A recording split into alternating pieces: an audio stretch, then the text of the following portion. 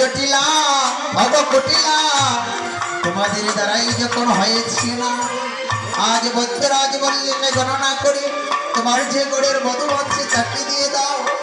সেনানি বৃন্দাবনের সতী জটিলা কুটিলা বললেন হা, আমরা যখন বেরিয়েছি না আমাদের কুলবধূ কখনো পারিবে না, সে আজ আমাদের সময়ে যায়।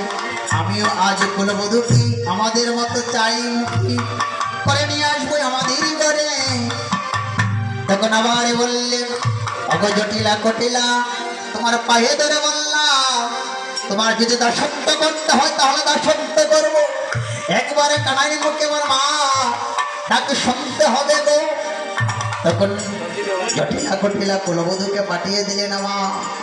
এইদিকে শ্রীমতী রাধারানী গোবিন্দকে প্রার্থনা করলেন, গোবিন্দ